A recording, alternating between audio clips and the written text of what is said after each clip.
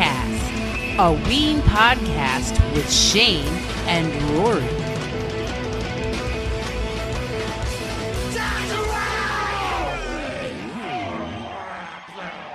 This will be part 2 of our favorite Ween live albums. If you haven't listened to part 1, please go back and do so now. Otherwise, we're going to go right back into part 2. Enjoy. So we have one more left. Yes, indeed. Oh, man. Before we start getting into our picks. So we have one more that didn't make our top 2 or our 2 favorites. Yeah, if anyone out there is keeping track, then you, I guess, know which 3 are left. But just so you know, we can kind of do this like a beauty pageant. So the 3 remaining are All Request Live, Live in Toronto, and Live at Stubbs. Hey everybody, how's it going? Your old pal here, August Forming, aka Fred Moore. Just wanted to let you know about a new show I am co-hosting with my old friend Pitts Quattrone called Birds, Bands, and Baloney. We talk a little bit about the Philadelphia Eagles, we talk a lot about bands, and we talk a whole lot of baloney. Our pilot episode just premiered on 3/7/21. Please check it out at my YouTube page at Freddington1. That's the number 1, not the word. Also remember, Bill and Fred's Excellent Adventure every Sunday at 3 p.m. on the same YouTube channel and Facebook Live. And now, back to Shane and Rory and Weencast. I know, I love them too. The next one is not a finalist. And we're going to hit back up. Again, this might be controversial to some people. All Request Live. Yeah, man. You know, first of all, I have to say the sound quality is brilliant. I mean, it's just it sounds fucking great. Yes. I remember listening to this like as it happened. Of course, back in those days, dial-up internet. So I remember it like was good for like, 5, maybe 10 minutes, and then it like dropping out, just like silence. Sucks. And then by the time it like came back on, it was like, nah, they're into like, 2-3 songs later or whatever. So it's like, I didn't get to listen to the whole thing that night that it was actually like broadcast live, but I heard some of it, so I can say Totally. But it doesn't feel like a live show. Yeah, it's not that's the thing. It's not a live show. Like, it's just not. Right. It's a live album. It is a live album. It's not a live show. Right. It's kind of a little bit more of like Ween like studio sessions or something like that. It's it's just them in that studio for that evening. And it's cool because it's not how an album's produced. An album is produced by layering in the effects and like the different instruments and all that. Yeah, right. So this is them all playing together as a 5-piece in a studio. Right. At least the Ween Satan one was in front of a live studio audience, right? Like, this is just done in a studio, but similar in the sense that, it can appeal to the old school Ween head who loves the old school stuff, because you got some pretty cool, rare songs like that are barely ever played live. You got them performed by the 5-piece band in a studio for your pleasure. Well, I feel like everything that they took requests for, and I can't exactly remember how they handled the requests, but, I'm sure everyone just picked like the most obscure shit that they could possibly, come up with. Polo Asada is, Polo Asado is definitely at the top of that list, I'm sure, and that's how that got, thrown in there. Totally. Let me start off with a basket of chips. Then move on to the pollo asado taco. I would like 2 pollo asado tacos with 1 beef chimichangas. On the chimichanga, I would like a side of sour cream. But you know what? They made it work, and it's really cool, and it's a lot of fun. And, the old school, all of the Stallions, Demon Sweat. That you wet like blood from a knife. I'm here, and it's all so clear now.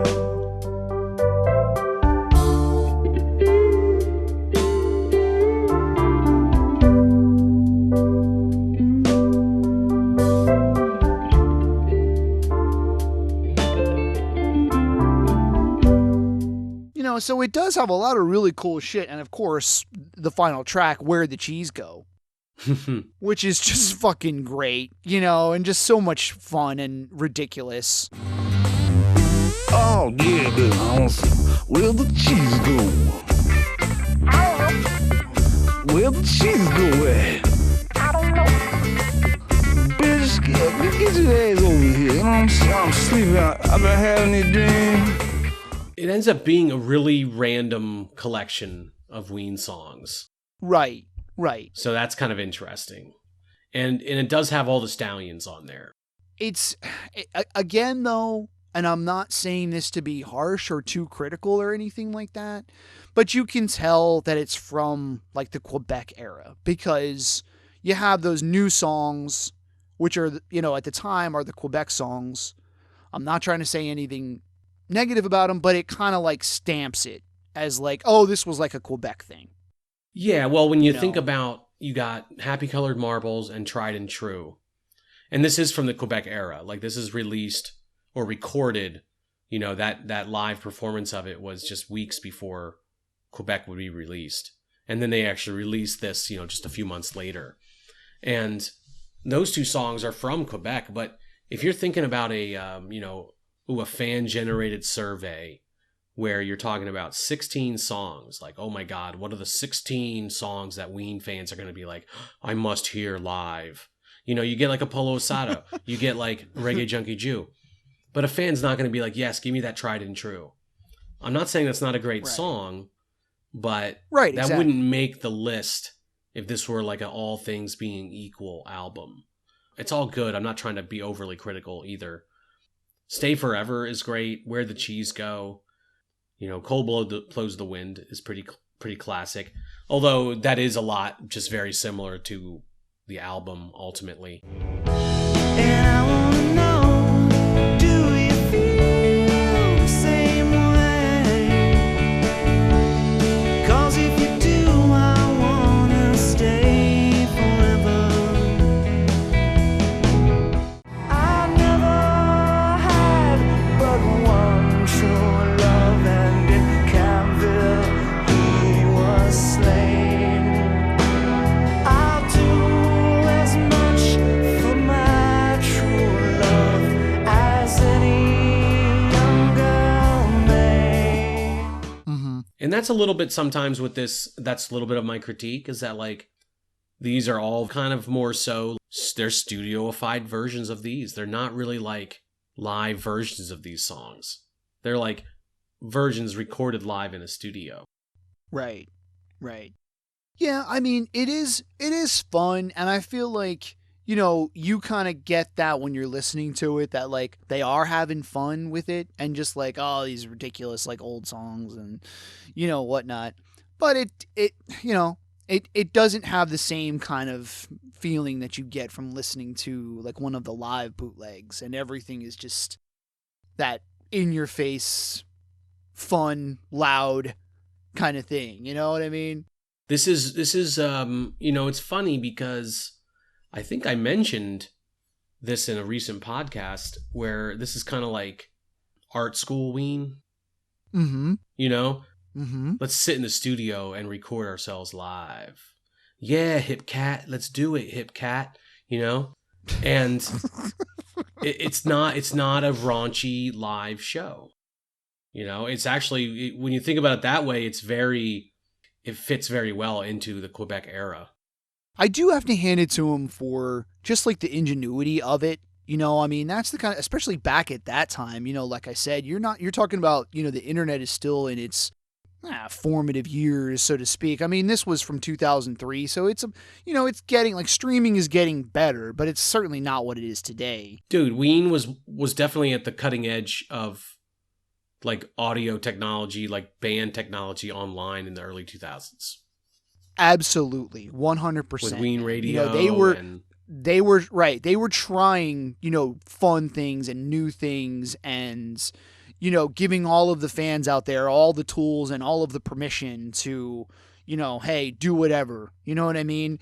And this is definitely one of those pieces. And the fact that they released it on Choco Dog Records, I mean, come on. I mean, it's just so cool. I mean, it really is fun and it's cool. Just the fact that it exists, Totally. and that they did it at all, so it's really fucking cool. Yeah, dude. And this is another one that's from that couple years that I was talking about. That's like, man, they were really putting a lot of stuff out. They were really being productive, both in the studio, but also like, get her done like live, make sure that yeah, man, that they're putting together these recordings, the live in Chicago performances were just performed just like a little bit before this.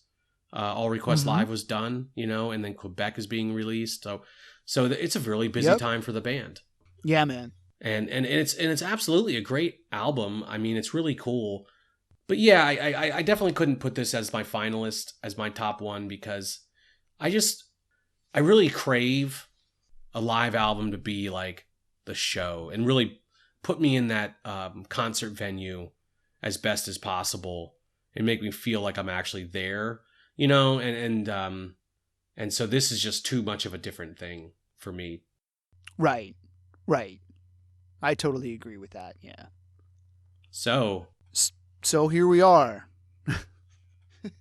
So anyway, there's two left. And again, these are not really in either particular order. One of these is Shane's favorite, and one of these is my favorite. I'll go first if I may, because, obviously we're talking about, live in Toronto and live at Stubbs. We've gone with, and your favorite is. I'm gonna go with live in Toronto. Nice. I'm going with live in Toronto, and first and foremost, I feel a little bit like a hypocrite because in our album review episode, this is going back a few years, but I did not pick Golden Country Greats as one of my favorite albums. I did, by the way. Okay, I know you did. And yet here I am not choosing this as my favorite live album. But anyway, I digress. Go ahead. But I have to say, between live in Toronto and live at Stubbs, it's almost like the other ones don't even compare. I mean, these are obviously, in my opinion, by far the best.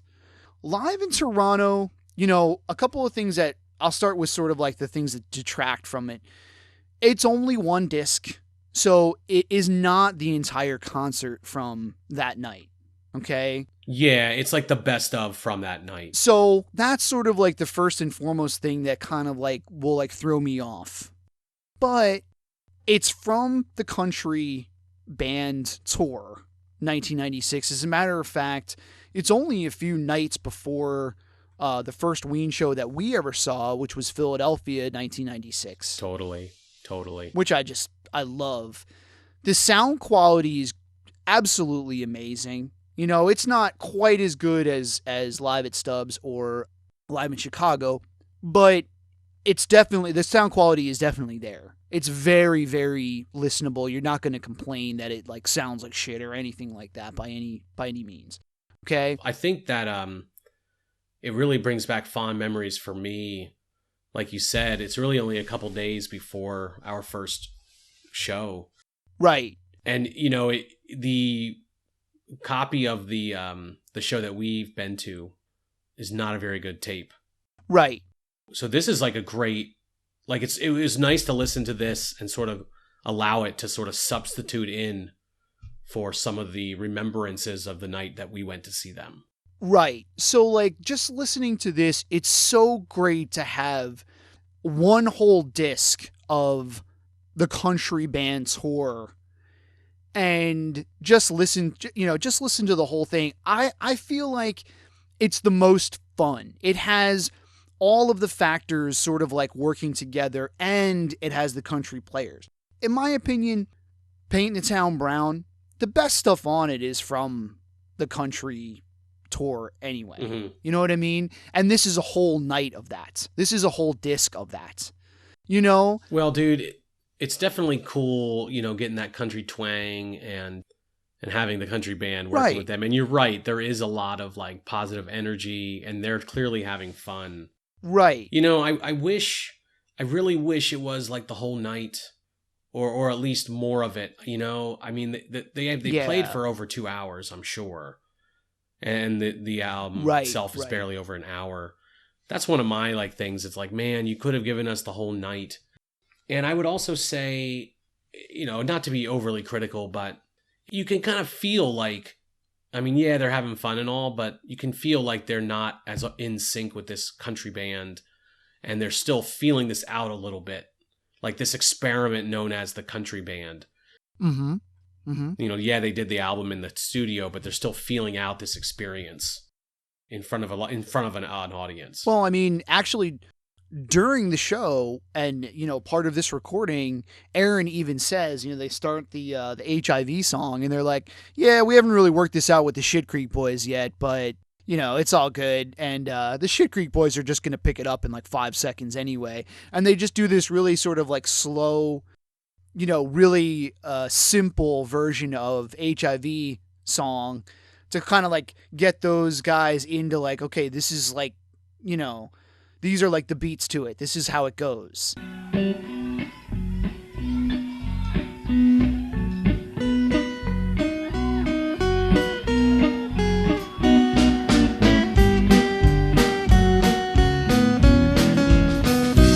AIDS. And all of the stuff that's not from the country album is really what like stands out and during this show and during, you know, on this CD. I mean, the country songs are amazing. The fact that Pretty Girl is the first one, I mean, I just love it, and it just gets me going and it puts a smile on my face like immediately. A Japanese cowboy going into Chariots of Fire. Oh yeah, right, like shit like that.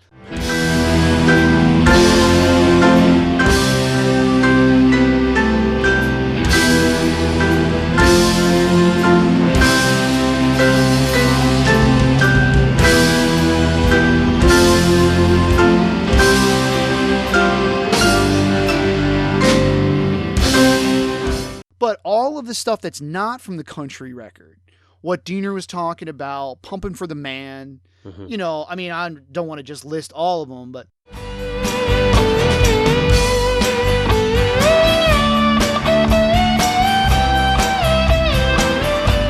The sun comes up and I'm all washed out. Is this what Tina was talking about?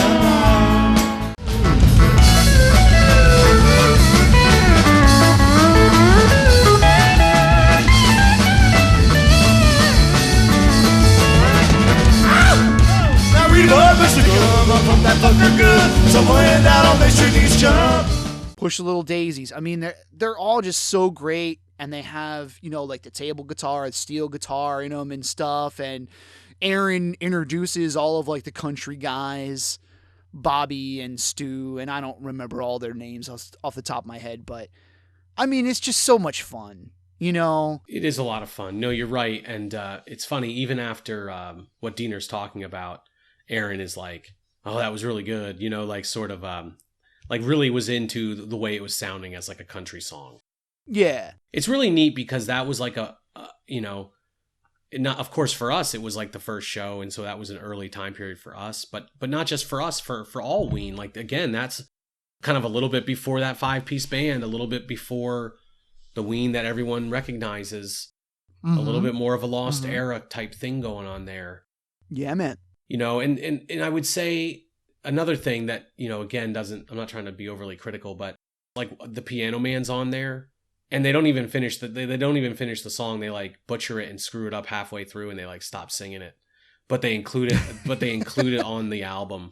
So I'm kind of like, you know, on the one hand, that's like a sense of like the fun that's happening, but also it's kind of like, get it together, guys. Right. Well, it seems to me like it wasn't something that they meant to do in the first place, and it just kind of happened. Yeah, totally. You know what I mean? Like Chariots of Fire, like the country band, I think, picked up on the fact that it was basically like the same chord progression. yeah. I think, Yeah. I imagine, you know, it's funny. I assume that this is one of those nights where they didn't like plan on releasing this later, and they, you know, they just had their recording of it, or, you know, somehow a decent quality recording of it was made, and they they came about it, because it doesn't feel like it's like, live album happening tonight. Totally. It's like the furthest thing from. Totally, dude. Yeah, this is before that point in their maturation of a band. Like, I don't think they were taking it as seriously. I don't think they were thinking of it in those terms. It's when they become a 5-piece band and they start like playing, the venues start to get a little bit bigger. They start to become like a rock and roll band, and Right. So this isn't like really the consideration. I think you're right. Like, I think it was probably just like, oh yeah, we happen to have a decent quality recording of this. Mm-hmm. Mm-hmm. And this would be before Fred Moore got involved with recording them every night, so that wouldn't have been him.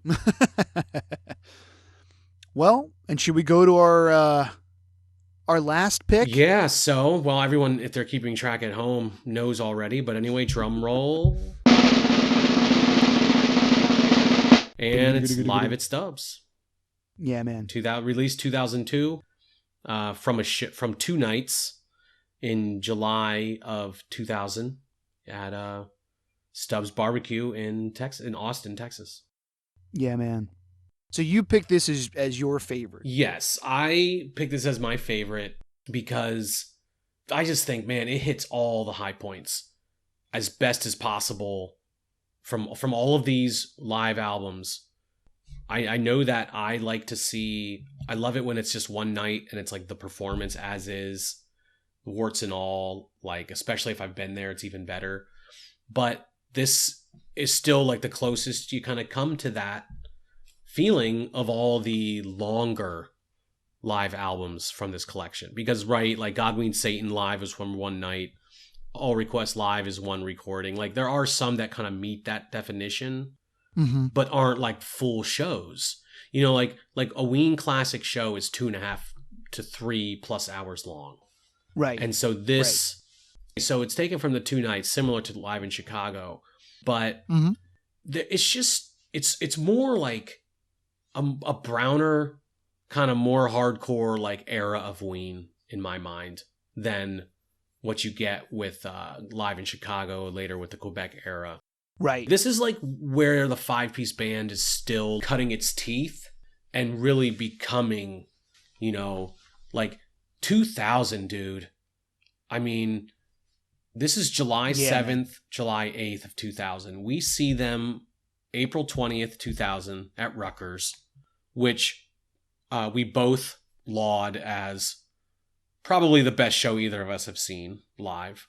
Right. And then we also see them just a few weeks before this in Philly at the Electric Factory. And then we also see them just a few weeks after this in Pittsburgh at the Metropole. So right. And so that's another thing for me, is like I really have a strong connection to the primacy of this era.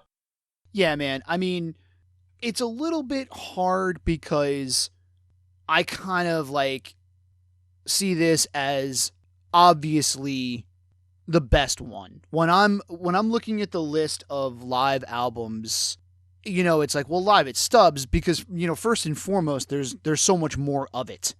You know what I mean? There's 3 discs, and you're right. It's from that sort of like golden time period of us going to see them. And as much so because 99% of the live bootlegs from that time period that like I was getting, this was pretty much how it was laid out. It was 3, you got 3 CDs, and usually disc 3 was like, the encore.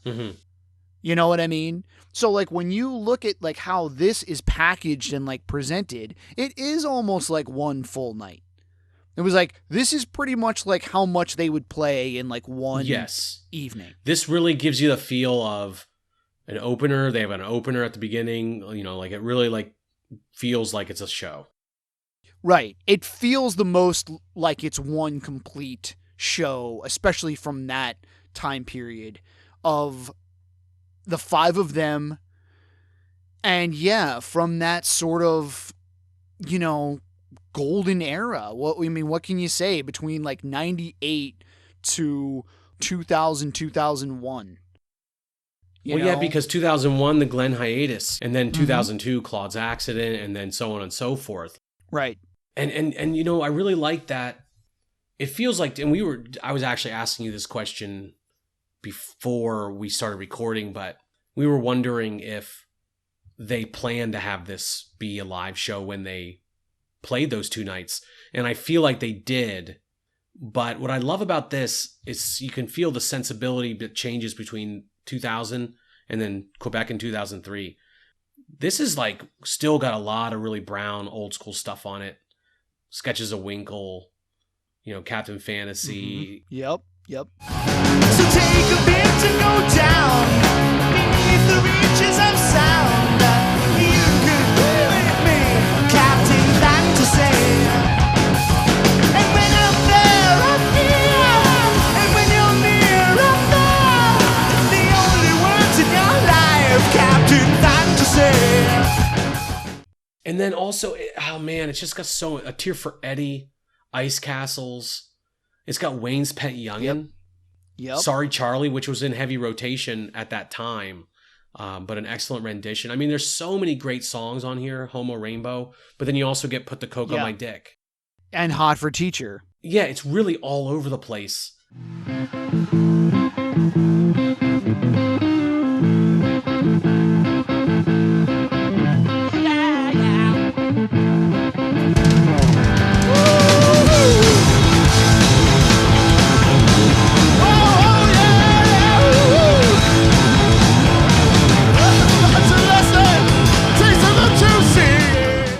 And they don't shy away from Booze Me Up and Get Me High. They don't shy away from being like hardcore Ween. And then another thing that I really like about it is, LMLYP, like you mentioned, is the whole disc 3. Just like it would be like a 36-minute long, encore for the show. Like, obviously, that was from one of the nights at Stubbs, and this was like, the last show of the night or whatever. So it gives you that feel of it.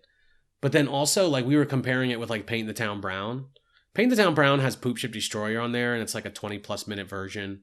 And it's cool and all, but let's be real here. Like, no one's really listening to that Poop Ship to be like, oh man, like I'm really gonna, like light the candles and like just zone out to this song. It's like, it's Poop Ship.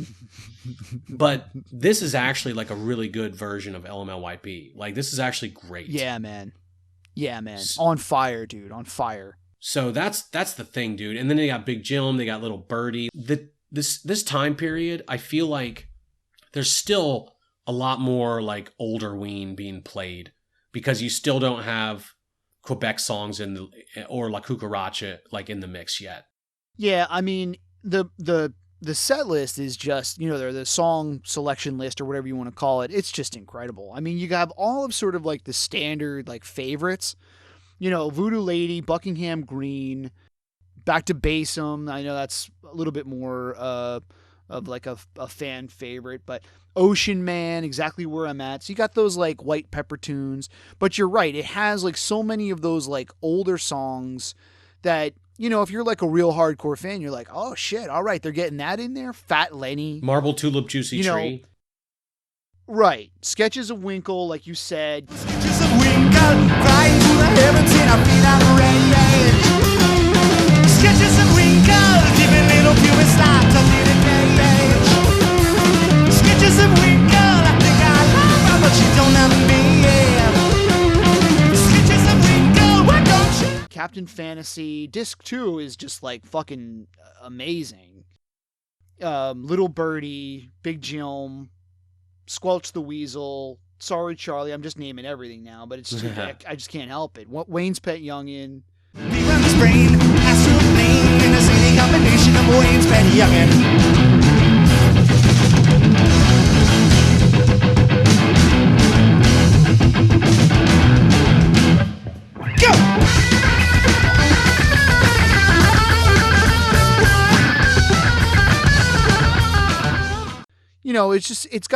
It's got so much like brown shit and stuff for, the real hardcore fan as well. It hits everything. It hits everything. I mean, like I said, it's It's got an 8-minute Tear for Eddie.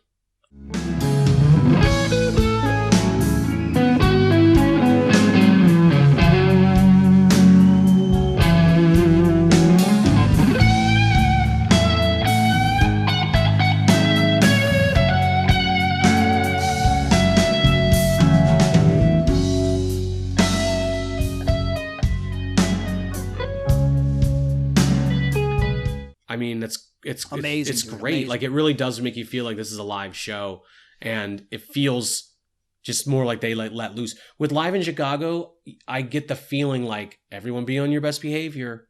On this one, I get the feeling that they're like, they knew they were gonna like record it for a live album, but I feel like they went into it being like, all right, fucking kick the tires, light the fires, you know, like. And maybe I got that wrong, but that's just the feeling I get from listening to this versus Live in Chicago. That this is much more like, dude, let's fucking do this. And then that one, Chicago's more like, all right, guys, let's everyone just do the best you can and like make this a really nice performance. And this is more just like, let's just be fucking Ween. Yeah, dude. You know, and I'm comparing it a lot to Live in Chicago because they're very similar in the sense that Live in Chicago also attempts to present it almost like a quasi, like single night performance, but this does a better job of doing that. Totally, dude. And Totally. and Painting the Town Brown is another one that is similar to this in format, but again, that's from 8 different years, like stuff scattered all over the place. And then also, as I mentioned, like the poop ship on there. Oh, that's a cool artifact from 1994 or whatever year that was, but. The LMLYP on this would be something where I'm like, dude, you got to listen to this. Yeah, man. As I had mentioned in the beginning of the show, and we'll sort of like wrap things up, I don't see why they don't do something with this again. You know, it's a terrible shame that Live in Toronto was sort of like forgotten about like CD wise and then brought back to life on vinyl. This was a little bit, I think there was more copies of this made on CD, but ever since, it's been sort of like lost. You know what I mean? Put out the fucking vinyl. Put out, you know, there was a bootleg made of it in 2 different parts, part 1 and part 2. Can't say what the sound quality is like because I've never heard it. I'm not going to knock it and say like, oh, it obviously sounds like shit because I've never heard it in person before. Mm-hmm. Okay? But it's like, man, put out the fucking vinyl box set of Live at Stubbs.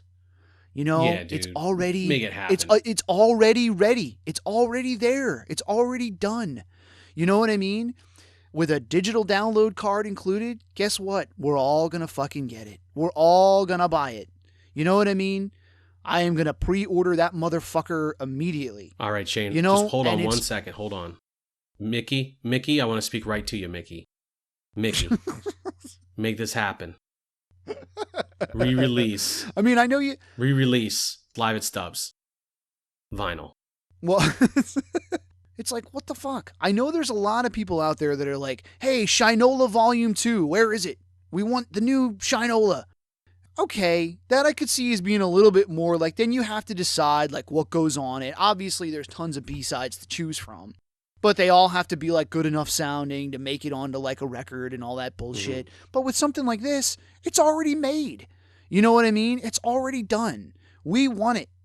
You know? Give it to the people. What I would like to see is have them start doing like a bootleg series where they literally are just curating entire live shows and finding like the best of. Oh my God. You know, we always talk about like, oh, what's our all-time favorite show that we've been to, right?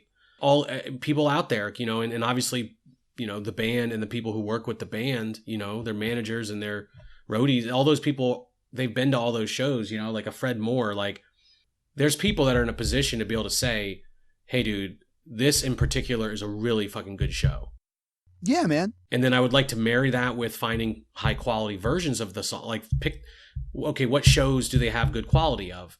And then start putting some of that out, dude, because that's the lust that I have is I just love feeling like I'm at the show. And so give me, and I know from my own experience, having been to dozens and dozens and dozens of Ween shows, you do get like great nights that are just like, man, they were hitting on all cylinders. Like everything is great. You know, I can think of several shows that we've been to that I would absolutely purchase if it was repackaged as like a nice live album. Fuck yeah, dude. Absolutely. And then, you know what? And there's a lot of bands who have done it. You know what I mean? And I know there's a ton of Ween heads who would absolutely love it. Yeah, dude. We just want to make you guys more money. You know, Mickey, Aaron, and everyone else. We just want to make you more money. Put out a little bit of this stuff, man. Throw Dog a bone. Throw Fluffy a bone. Well, what do you think? Do you have anything else you want to say? I think that about does it, dude. You know, it's there's a lot of great variety in the live albums. You know, so certainly trying to, you know, we didn't even try to rank them. We were just kind of like, which is our favorite, and then just have the other ones kind of not even bother to rank them. You know, like it's really hard to do that when they all just have great qualities about them. They all have like some weaknesses. Honestly, I think Stubbs is the one with the least number of weaknesses, but you know, all the other ones for sure all have their strengths and weaknesses, but they come from different periods of Ween, and so they all present you with a different side of the band. Yeah, man. I mean, it's very true, you know, and I never really sort of thought about it in that way, but when you're looking at all of the live albums, they are a lot like the studio albums in that each one is very unique in and of itself, and each one has its own sort of like feel and, you know, purpose, so to speak. Totally. You know, you have that, you know, At the Cat's Cradle is like the, you know, sort of like the first example of the time period, you know, and then, you know, you start getting into like the Paint the Town Brown because that's sort of like that like era. And then, you know what I mean? So each one does sort of like represent a different like era, like you said, and they're all so different, just like all of the actual Ween studio albums. Yeah, dude. You know, and I hope that, anyone listening to this podcast, you know, that you get inspired to go back and listen to all these over the next week, you know, and let us know what you think. What's your favorite live album, you know, and get inspired and go back and listen to them all and really appreciate how they all are just these different parts of Ween. Yeah, man. Ween is like a Trivial Pursuit token, you know, and each of those pie pieces you slide in there is a slightly different shade of, you know, like a pastel color, you know? Yeah, man. That's beautiful. Well, I haven't done this in a while, but you know what? Hit us up on Facebook. Hit us up on Twitter. We'd love to hear your favorite live Ween album. Subscribe to us on YouTube, for crying out loud. Anybody that's listening to this, give us a like, give us a follow, give us a subscribe. You know? Yeah, hook us up. Yeah, we'd love to hear what you have to say. Hook us up. Give us some love or not. Check us out on Patreon. We're putting new shit up there all the time, so check us out. Hit us up on Patreon. We'd love to have you. And yeah, peace and love, everybody. I think that's all I got for the night, Shane. I'm feeling good. Absolutely. Thank you so much, anybody that's listening to this. We love you. Yeah, everyone, thank you, and have a great evening, and we'll catch you next time. Peace. We out. Welcome back, my friends, to the zine that never ends. It's Don't Get Too Close to My Fanzine, issue 6. This issue, we've got amazing work. From comics, to art, to articles, to cats, and even an article from your very special heroes, Rory and Shane. You know it. Don't Get Too Close to My Fanzine is over 60 pages of Ween content. You know you love content. Check out theweenzine.com for pre-order information. Should be coming at the beginning of March. Don't Get Too Close to My Fanzine is the world's only zine about Ween, and it's only available to every single person in the world. Theweenzine.com, babies.